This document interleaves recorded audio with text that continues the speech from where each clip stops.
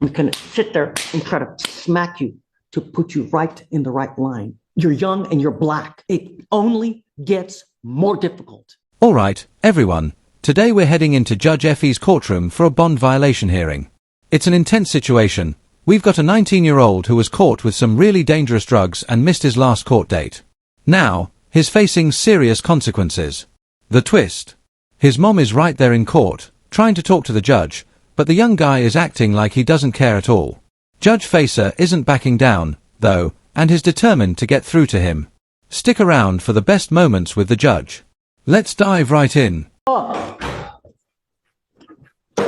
looked for a bond violation, but I couldn't find a bond. I asked pretrial. So what happened was that we gave him a PR bond, right? I put conditions on him. He violated the conditions. We asked him to show up. He didn't show up again. We issued a warrant and he got out again. And they gave him another PR bond. I'm not down with another PR bond.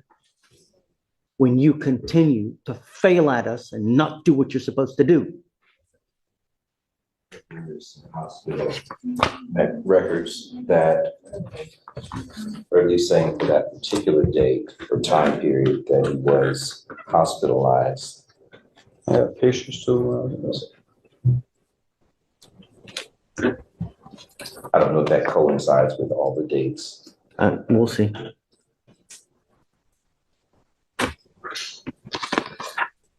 Is this a drug? Is this a drug overdose? It was like vaping and all that. It was in my lungs and stuff. That's when he had checked out. What are you using? Because here it says it's a drug overdose. But they didn't tell me what specific. It was like, that's what it is. They don't know what drug I was taking, like for my past and all that. You know what you're taking, Mr. Clark. Don't play Helen Keller here. You know exactly what you're putting into your body. And if you don't, I can imagine how incredibly just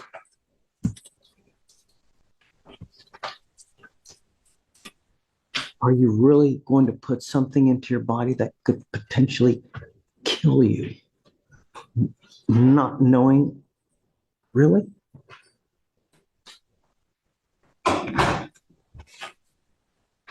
You're on a freaking ventilator, paralyzed, Mr. Clark. Do you realize how serious that is? Sure. This patient is critically ill due to presenting with an illness that impairs one or more vital organ systems. There is a high probability of imminent or life-threatening deterioration of the patient's condition. I spent a cumulative of 35 minutes of non-current critical care time directly related to this individual patient's care, involving evaluation, coordination, and management of the patient.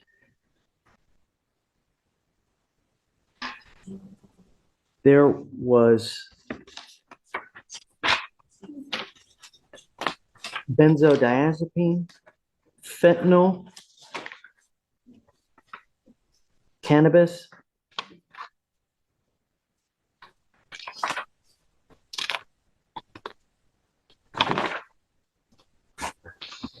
this report tells me that you're lucky to be alive, Mr. Clark.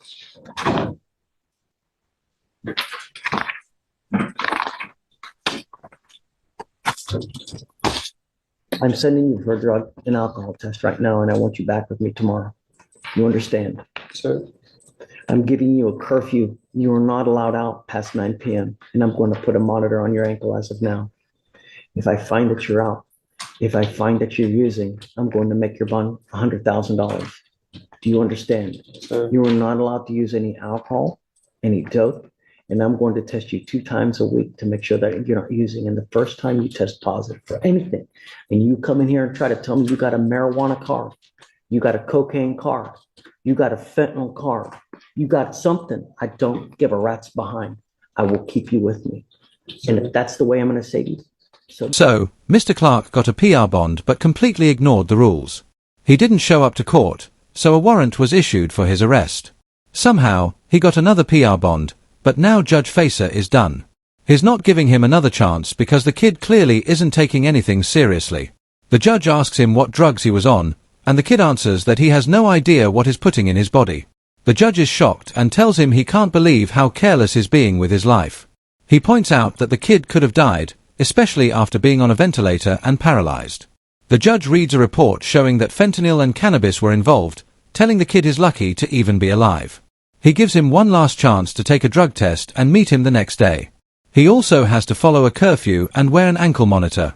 If he messes up again, his bond will jump to $100,000.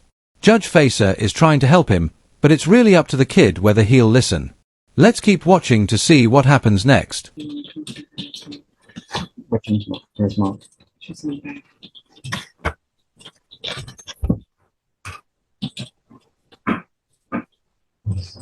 Hi, Mom. Hi, Jefferson. Thank you so much for coming.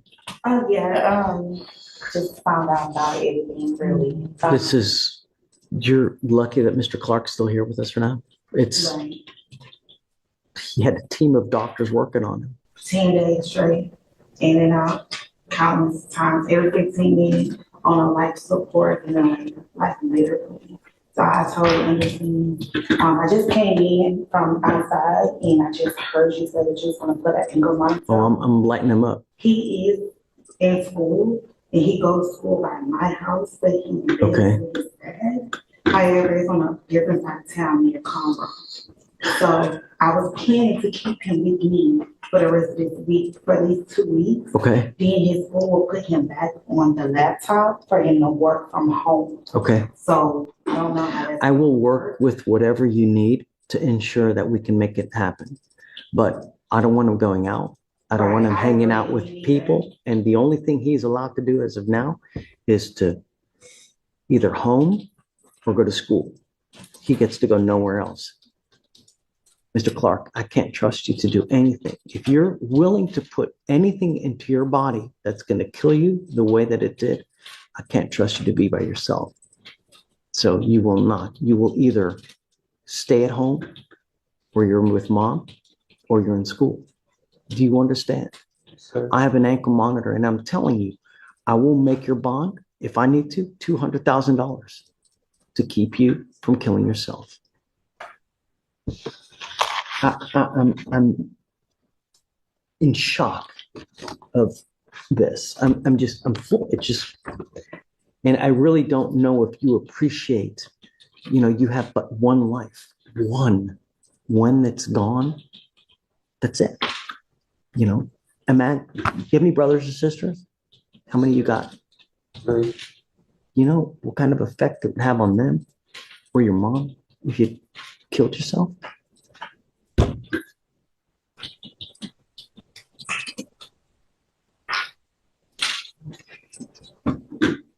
I will do whatever you want to do. So if you just detail me the schedule, but I'd like him here to test with me 2 times a week. So I know what, if anything, he's putting in his body. And I've told him no marijuana, no dope of any kind, unless it's prescribed by a doctor. So, and at the first instance he does something in violation of this, I'm gonna lock him up. Can we take away the ankle monitor because it's gonna be very hard for him to travel from Conroe all the way to the actual. So, no, but I will let you travel. That's why I'm saying you tell me what hours we should do, and we can do that. I will work around whatever schedule you need. The ankle monitor tells me if he's at home at night, so that he's not sneaking out in the middle of the night, because you can't keep an eye on him 24 hours a day. Do you work? Yes, Right. When the cat's away, the mice will play. I work at home. Oh, well, that's good. Because his father and I, we're divorced. I live in Conroe, where he goes to school. His dad lives over there on the southwest, like 16 area. So he's So gonna do the ankle. you tell me, so the ankle monitor tells me where he is at all times of the day. I'm not taking it off, but I will work around it so that we don't issue a violation when he's with you, when he's with dad, or when he's doing what he should be doing. It's only there so I know if he's doing something he should not be doing.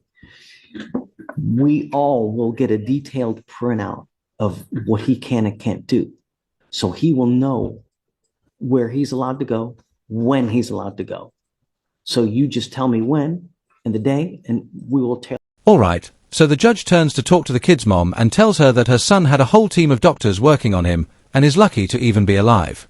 She tries to explain that he does school at home, but the judge isn't buying it. He says he can't trust this kid to be out on his own and that the only places he's allowed to go are home with his mom or school.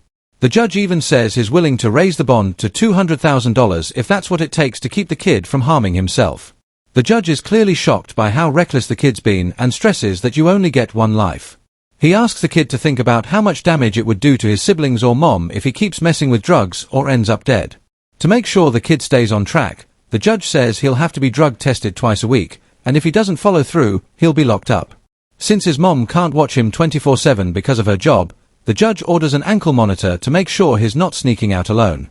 The kid has no more chances and needs to wake up. Let's see what happens in the final part of the video.